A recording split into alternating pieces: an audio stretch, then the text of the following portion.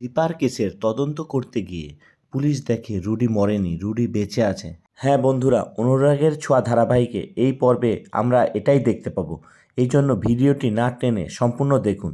আদালতের কাঠগড়ায় দাঁড়িয়ে দীপাকে প্রশ্ন করে, হ্যাঁ দীপা, তুমি সত্যি ঘটনাগুলো বলো, তুমি কি সত্যি রুডিকে খুন করেছো?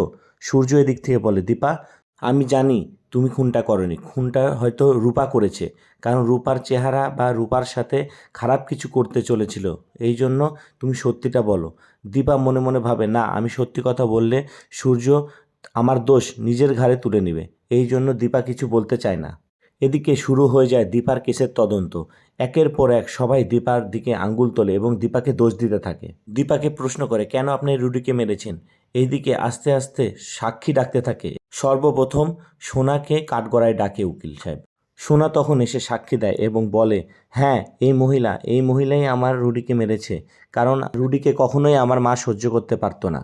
রুডি আমাদের শত্রুর বংশধর, জন্যই আমার মা আমার স্বামীকে মেরে ফেলেছে এবং আমাকে বিধবা করে ফেলেছে। এর আগেও আমার মা রুডিকে কয়েকবার মারার চেষ্টা করেছে। সোনার মুখে এইসব কথা শুনে দীপা বুঝতে পারে, হ্যাঁ তুই আমাকে যত দোষ এখন দিবি দে, কিন্তু এক সময় তুই বুঝতে পারবি কতটা খারাপ ছিল রুডি।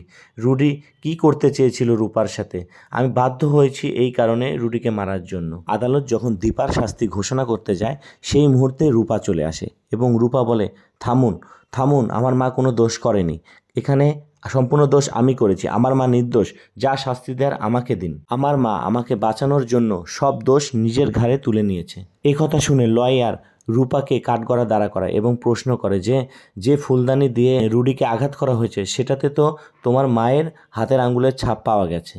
দীপা সবার সামনে বলে, আমার মেয়ে আমাকে বাঁচানোর জন্য এসব মিথ্যা কথা বলছে, কেউ বিশ্বাস করবেন না। রূপা কোনো দোষ করেনি, সব দোষ আমি করেছি। এইসব ঘটনা দেখে পুলিশ অবাক চোখে তাকিয়ে থাকে এবং দেখতে থাকে কী ঘটনা ঘটছে।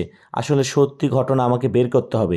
দীপা কোনোদিনও এইরকম নোংরামি কাজ করতে পারে না, কখনোই মানুষ মারতে পারে না, এই জন্য আমাকে ভালোভাবে তদন্ত করতে হবে। আমি কোনো নিরপরাধ মানুষকে শাস্তি পেতে দিব না।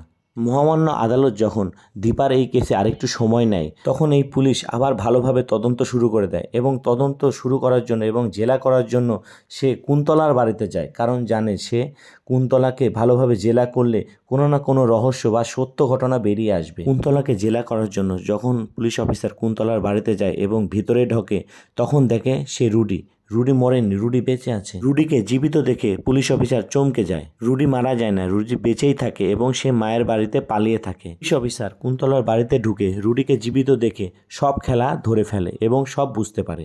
পুলিশ দেখে রুডি পালানোর চেষ্টা করে, কিন্তু রুডি পালাতে সক্ষম হয় না। পুলিশ ধরে ফেলে, কোথায় পালাচ্ছিস, দাঁড়া, সব খেলা শেষ তোদের, তুই ধরা পড়ে গেছিস, তুই পালাতে পারবি না আর। এবার সবাই সত্য ঘটনা দেখতে পাবে যে তুই মরিসনি, তুই বেঁচে আসিস রুডি। তো বন্ধুরা, তোমরা এটাই চাও তো যে পুলিশ অফিসার রুডিকে সবার সামনে নিয়ে আসুক এবং দীপাকে নির্দোষ প্রমাণ করুক? তাহলে অবশ্যই কমেন্টে জানাও। ধন্যবাদ।